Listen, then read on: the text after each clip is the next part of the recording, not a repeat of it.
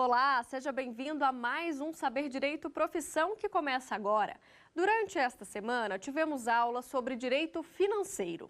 O professor Paulo Lacerda esteve aqui conosco ministrando essas aulas, ensinando então um pouco mais sobre esse direito financeiro, né, professor? Bem-vindo aqui ao nosso programa. É um prazer ser convidado, né? Estamos aqui para tirar algumas dúvidas, né? E fazer um bate-papo aqui sobre nossa disciplina. Bom, vamos lá, professor. Então já vou começar te perguntando por que do direito financeiro. Sempre gostou da administração pública, de saber como é que funciona o orçamento público? Me conta um pouquinho.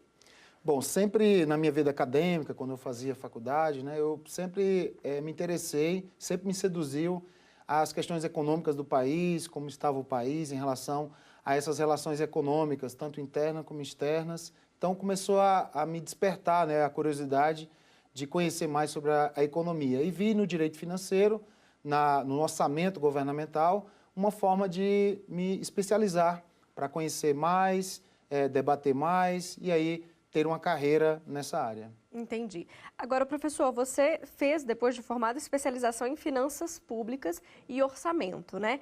Me fala um pouco dessa especialização, até para os alunos terem uma noção, né, de quando sai da faculdade, existem várias possibilidades, inclusive de especialização, né? Claro, uma das primeiras possibilidades, caminhos que o estudante pode ter é fazer uma pós-graduação, né, na área, né, até para ele ter contato com outros professores em outras faculdades, em outras universidades, e auferir conhecimento e carga, né, para a sua vida profissional no futuro, né? E, claro, nós temos também outros ramos, né, que ele pode se enveredar, como o próprio concurso público, né, que tem muitas áreas específicas, né, no governo federal, estadual, municipal ou mesmo distrital, para ele atuar, né, nessa área. E, claro, são áreas muito carentes ainda de bons profissionais. Então, já recomendo aí aos nossos estudantes que, se quiserem, né, continuar essa carreira aí, venham para a nossa área, né? Nós estamos precisando muito, né, de pessoas especializadas. A gente vai falar sobre o mercado de trabalho mais no segundo bloco, mas eu já adorei a dica, professor. Me conta um pouco aqui da escolha acadêmica. Por que ser professor?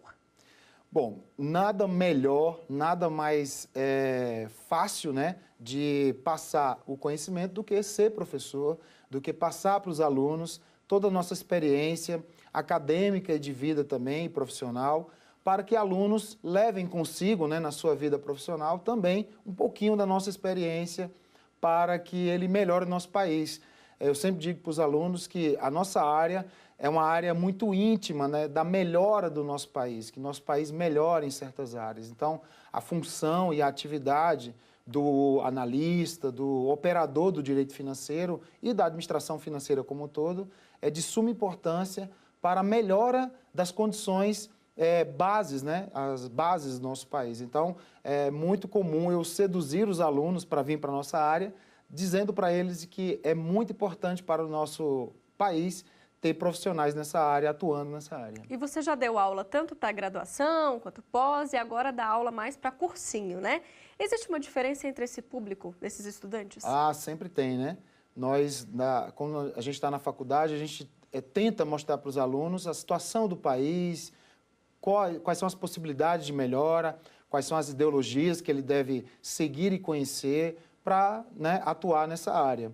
Já na área do concurso público, né, a gente determina, né, os alunos quais são as disciplinas mais importantes que ele tem que revisar, quais são as áreas de atuação que ele pode se enveredar para auferir mais conhecimento, outras áreas não necessitam tanto. Então, o cursinho ele é mais pontual em relação ao aprendizado, mas também muito engrandecedor, porque mesmo com foco em uma prova de concurso, nós conseguimos que os alunos engrandeçam a sua cidadania e sua curiosidade nessa disciplina. A dúvida de muitos alunos, professor, eu tenho certeza que eles também te fazem essa pergunta, professor, em quanto tempo eu vou passar num concurso? Né? Essa pergunta é uma das mais feitas para você?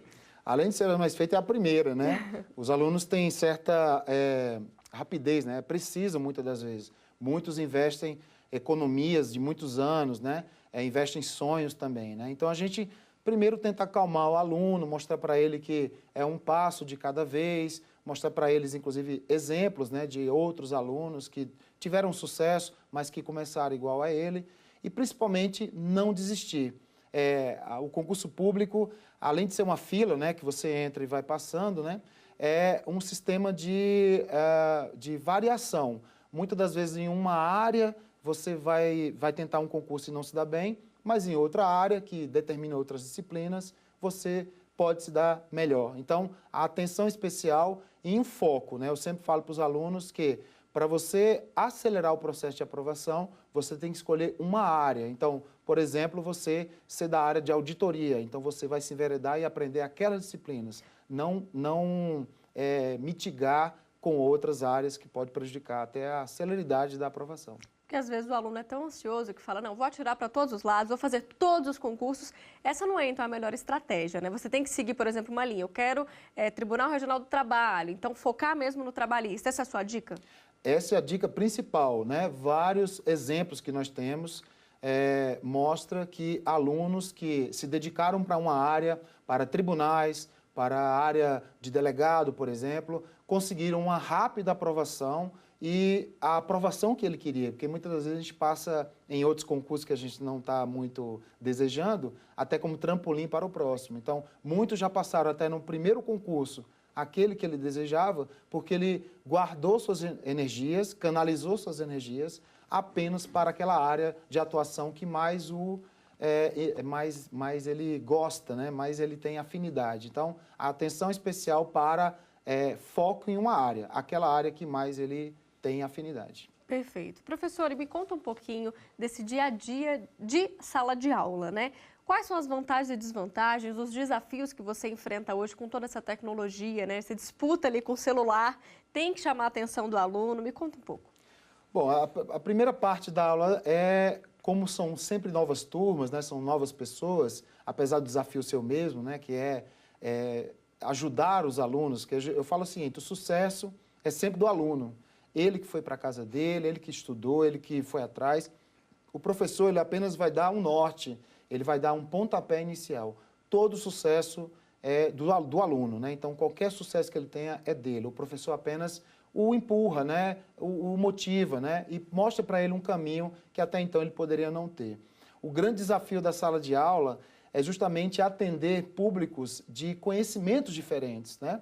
Às vezes você pega uma turma que tem alunos já na estrada há muito tempo, né? E pega alunos também que está começando agora, então isso pode gerar um certo conflito de aprendizado. Mas nada que uma boa conversa, né? um bom condicionamento faça com que eles tenham, eles comprem, né, a tua ideia e vão contigo na busca desse objetivo, né? E ao longo desses anos, professor, sendo, né, professor de sala de aula, naquele dia a dia, você desenvolveu alguma técnica, alguma apostila que você gosta de passar para os alunos, um método seu? A minha principal técnica é passar para os alunos que há necessidade de um cronograma, que há uma técnica de planejamento.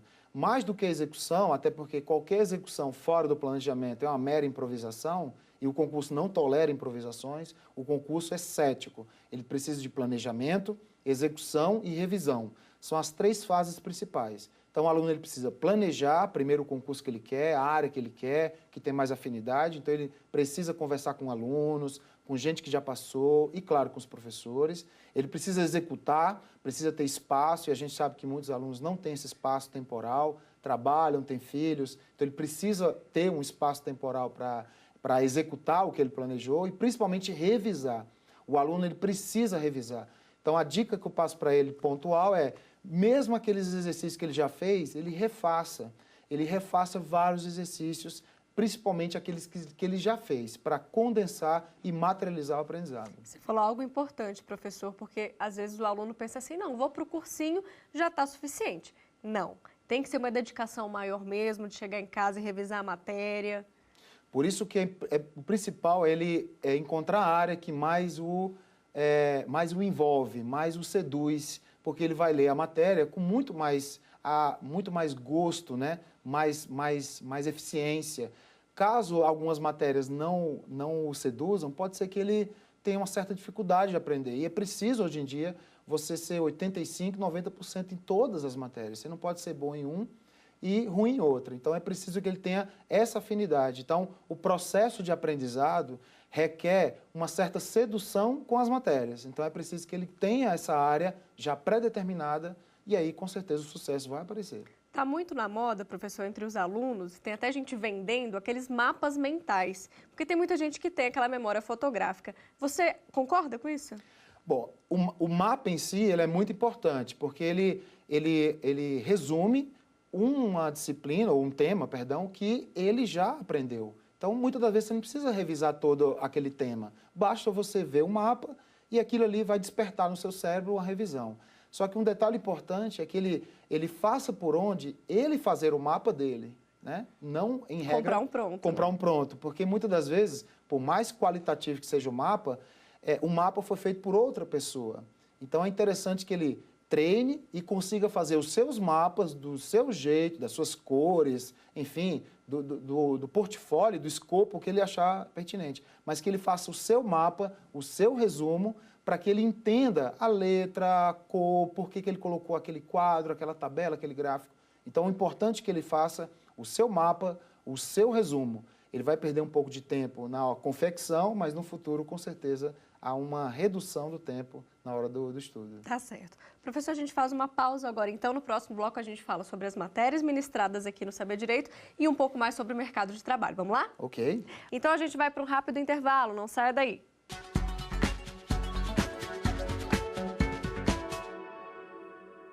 Estamos de volta hoje com o professor de Direito Financeiro Paulo Lacerda. E a gente começa este segundo bloco falando então sobre mercado de trabalho, professor, e as possibilidades que esse aluno que se especializa na matéria tem. Vamos assistir? Vamos. Carreira em Direito Financeiro. Na área pública, o direito financeiro rege as questões relativas à administração financeira e orçamentária. Quem buscar essa área vai lidar com assuntos como auditoria, planejamento governamental, consultoria no meio privado. As opções de mercado de trabalho estão nos escritórios de advocacia, nas grandes empresas, na administração pública e nas universidades. O ingresso nessas profissões depende de currículo e, no caso de serviço público, de passar em concurso. A remuneração média inicial passa de R$ 3.300. Professor, a gente viu aí várias possibilidades. Então, me conta um pouco como é o mercado para quem se especializa nesse ramo. Bom, claro, a primeira área importante, que a gente vê até no primeiro bloco, né, é a área pública, né? Há uma carência realmente de vários cargos, né, em relação a pessoas especialistas na área de auditoria, na área da administração financeira, orçamentária, na área do planejamento governamental. Então, essas áreas públicas são áreas que podem absorver inúmeros estudantes que desejam, né, atuar nessa área. E na área privada, a gente pode citar o sistema de consultoria, né? Há muitos prefeitos, há muitos governadores, ou mesmo áreas da economia privada que se entrelaçam com a área pública, né? Nas licitações, nos convênios, etc. Então, muitos têm deficiência no conhecimento. Então, pode ser uma área muito interessante para os alunos se enveredarem, interagirem com a iniciativa privada, que interagem com o sistema público na hora das suas relações econômicas, financeiras ou mesmo mercantis. Vamos falar um pouco, então, professor, dessa relação do orçamento público com o cidadão. Porque quando a gente pensa, né, em despesa governamental, em planejamento, é algo muito distante para muita gente. Me explica um pouco, então, qual é essa relação? Bom, o Brasil ainda é um país ainda muito carente, né, com muitos desamparados, desassistidos. Então, essa característica faz com que o orçamento seja cada vez mais presente. Há no Brasil um sistema um tanto quanto universal. O que significa isso? Nós pagamos os tributos ao Estado, o Estado manipula, aí onde entra inclusive a nossa disciplina, né, estudando, se debruçando sobre os conhecimentos dessa manipulação, e esse recurso volta ao cidadão, à conta do desejo do Estado.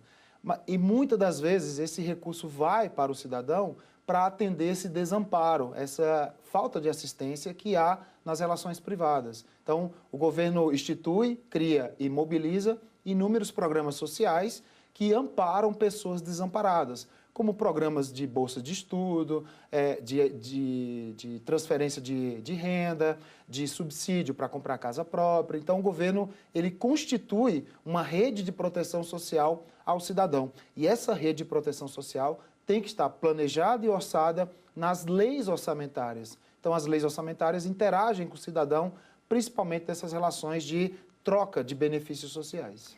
E, professor, algo muito comum que a gente vê, às vezes nas matérias, né, nas manchetes, falando sobre esse intercâmbio de renda entre os setores, né? Por exemplo, vou tirar a verba da publicidade do governo e colocar verba para serviço de saúde pública. Isso é possível? Quando isso é possível? Em emergências?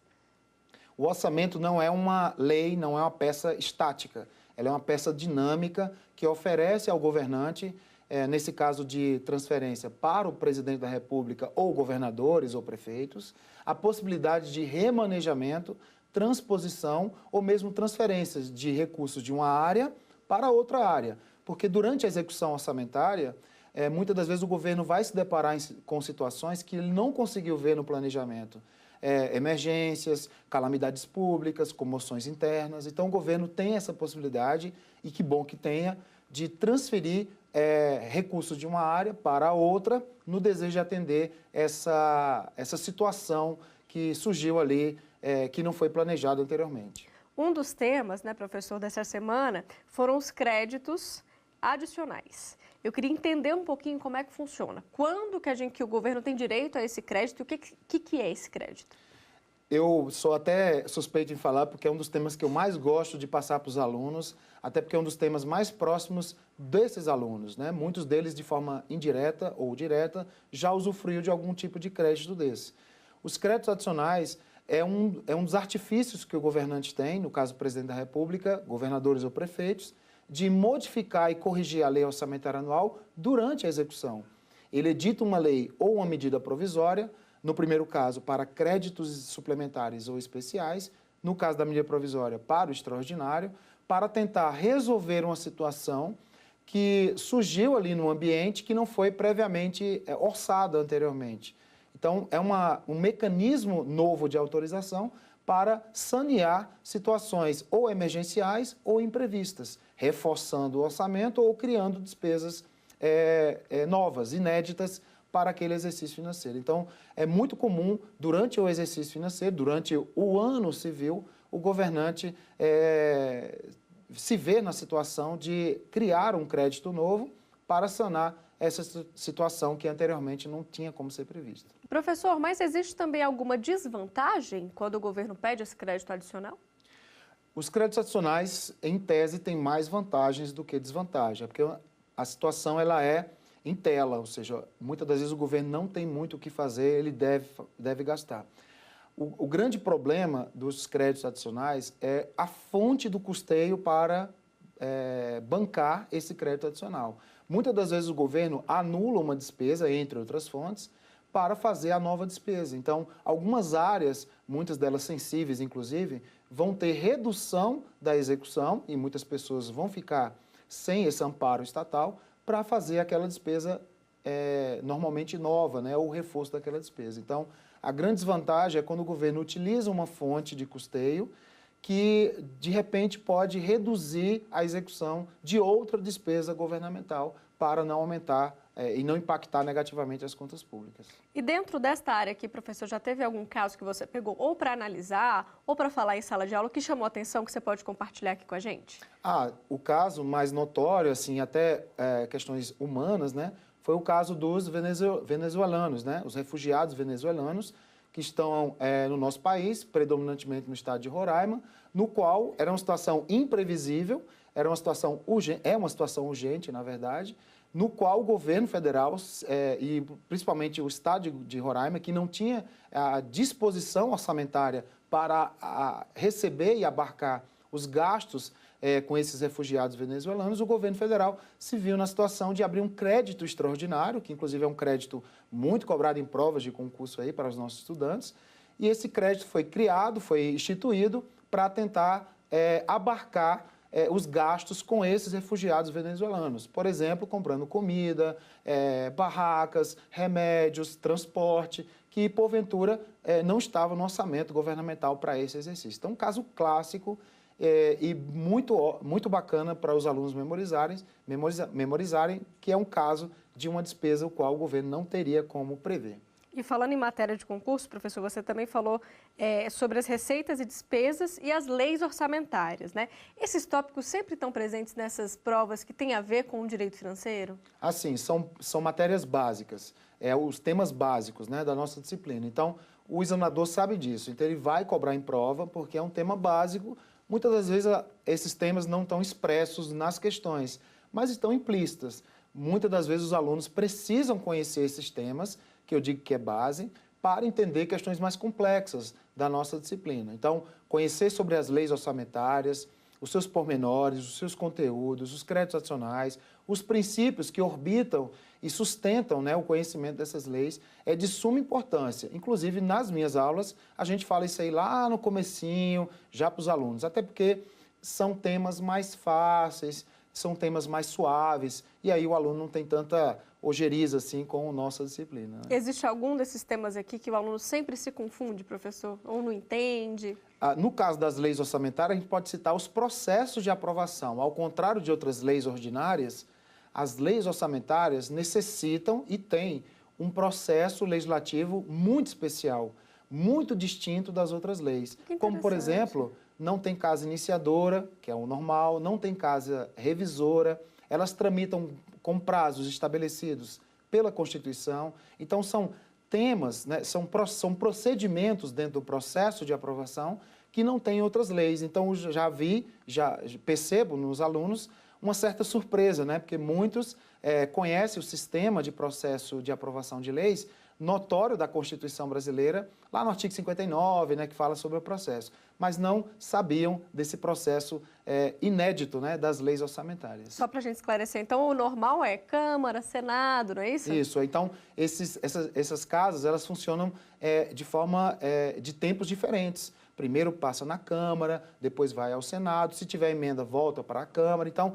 é um processo mais moroso, né? E as leis orçamentárias não toleram a morosidade, elas necessitam de celeridade. Então, o princípio básico de aprovação delas é a celeridade. Então, elas têm prazo para serem enviadas, para serem devolvidas, elas têm trâmite dentro do Congresso Nacional de forma muito diferente das outras leis. Então, por isso que essas leis são chamadas de leis especiais, porque elas têm um processo legislativo especial e distinto de outras leis ditas ordinárias. E, professor, depois desses anos aí que a gente viveu de crise, qual que é a sua análise em relação ao orçamento público, às despesas governamentais no Brasil hoje em dia? Bom, a primeira análise que a gente pode fazer há uma aproximação da disciplina do cidadão.